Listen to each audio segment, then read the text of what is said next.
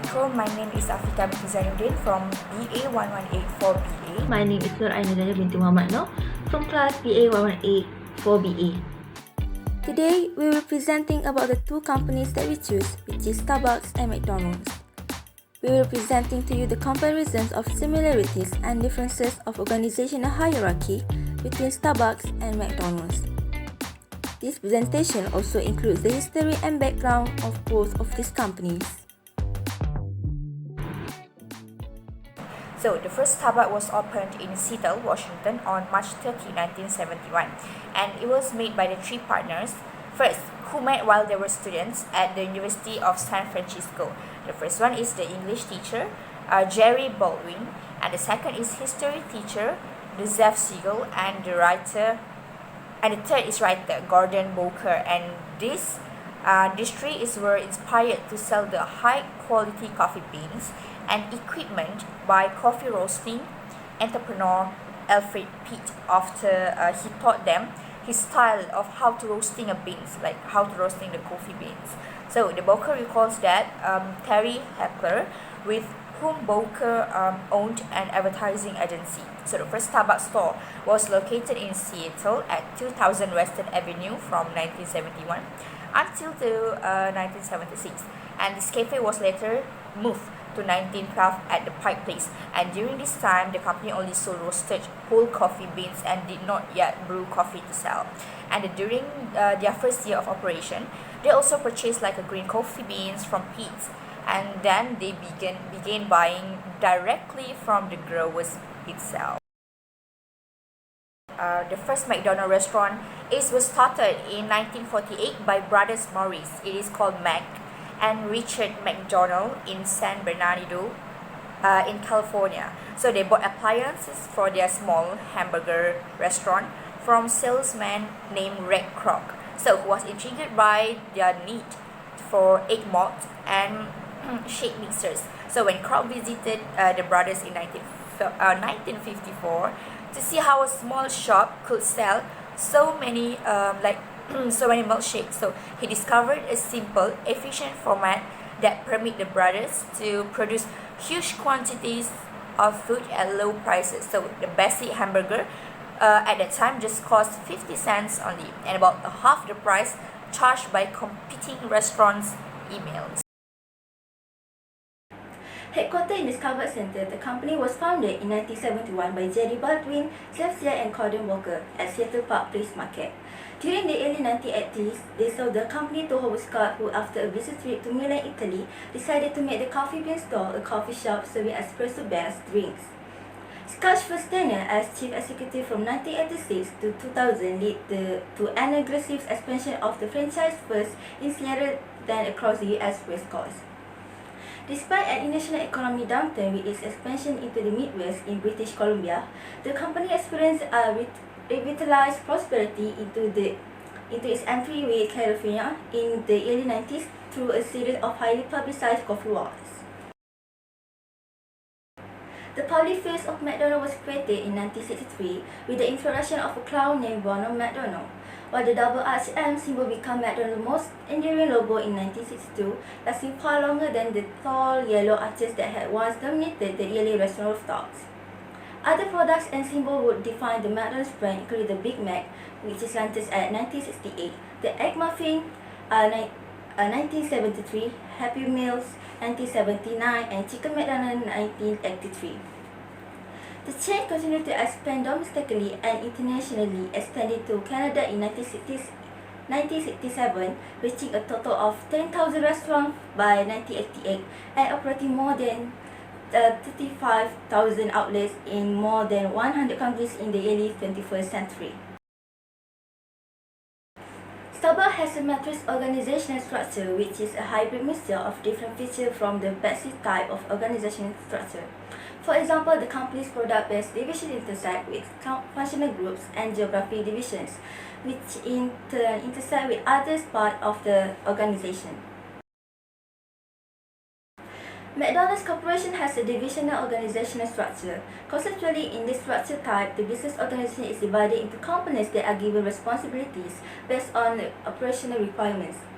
Each division handles a specific operational area or set of strategic objectives. One of the aims of this corporate strategy is to support autonomy and organizational flexibility in satisfying business needs in different organizational aspects and markets.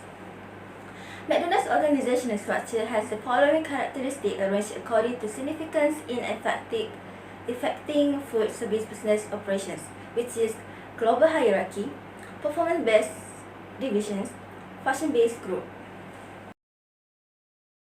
In 1994, the Starbucks bought the Coffee Connection, like gaining the rights to use, make, market, and also sell the Frappuccino beverage. So the Frappuccino is almost favorite among us, right?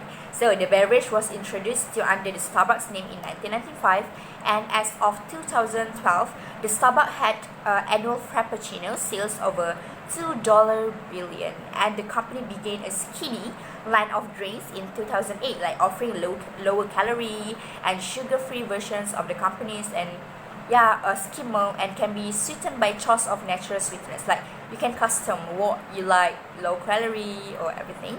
So as you can see, one of the company's sugar-free syrup flavors, Starbucks stopped using milk originating from RBGH street cows in 2007. In June in 2009, the company overhauled its menu and began to sell like the salads and also the baked good like pastry, muffin and everything without high fructose corn syrup or artificial ingredients. So this move was expected to attract health and also the cost-conscious consumers and will not affect the prices. As a food service business, McDonald's has a product mix composed mainly of food and beverage products. This element of the marketing mix covers the various organizational outputs, goods and services that the company provides to its target markets. McDonald's product mix has the following main product lines, which is hamburgers and sandwich, chicken and fish, salads, snacks and side, beverage, dessert and shakes, breakfast or all-day breakfast, and meat cafe. So the comparison between the Starbucks company and the McDonald's company is first, like Starbucks has brought its menu include like breakfast items to compete with McDonald's, so which has invaded its market, and it keeps on introducing new drinks to address the preference of customer, like with a taste for non-coffee drinks, and use what we call and use the technology to enhance overall customer experience. And also the both franchise McDonald's and Starbucks are just well recognized for what they do. Like McDonald's is recognized for fast convenient like burgers and also inexpensive food. It can make us full, right? And for Starbucks is recognized for its third place, like an affordable luxury, like where people can enjoy mixed espresso drinks with their friends and colleagues away from work and home. Like if you want to study there, you can go to Starbucks, okay? And the location and branding, it gives the two franchise a captive market, like, and these advantages have allowed them to endure the many changes like they have encountered over the decades, and they've been in business, like the change in consumer preference, growing competition, and also the market saturation.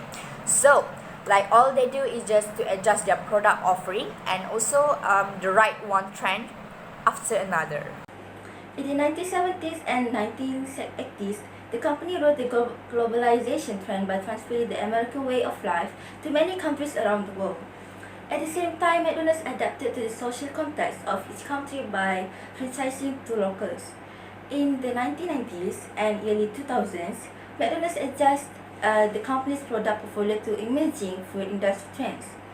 The refurbishment of McDonald's restaurant to achieve a branded, updated, and more natural dining environment. Nowadays, McDonald's continues to broaden its product portfolio by offering high-quality coffee and healthy drinks, added through its traditional restaurant or cafes, and everyday breakfast, competing head-to-head with Starbucks and local cafeterias.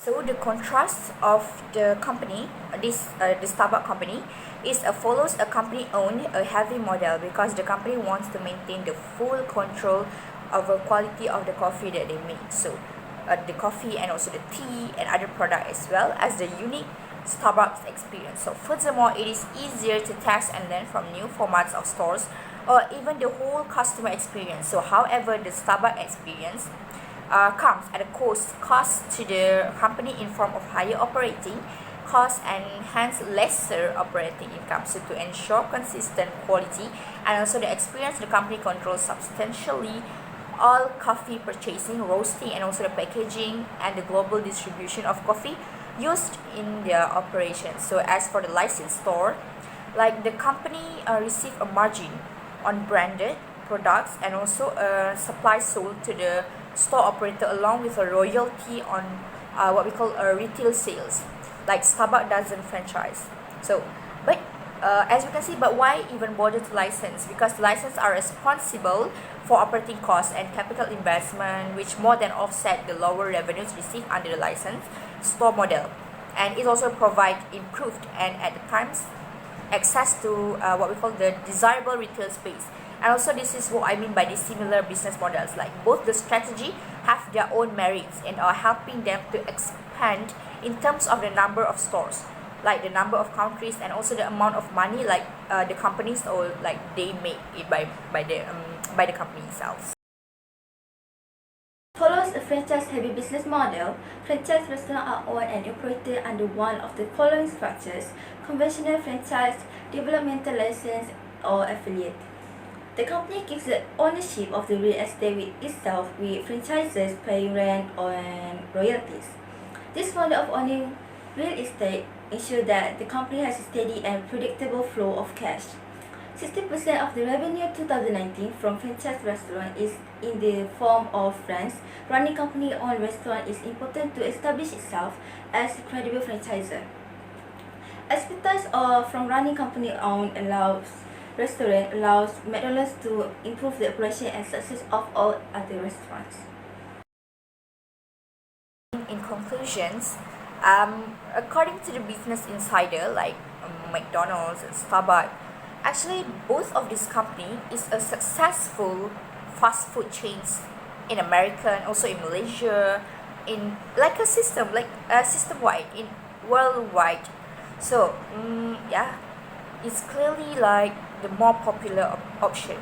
And as we can see about let me see about the organizational of both of these company. So the McDonald's and Starbucks, this actually has a difference of organization, because as we can see, like, oh, this one is just look like the same because due to franchise things, but yeah, we have to research about it and it's totally different, the organizational of both of these companies. So that's it. Thank you from me.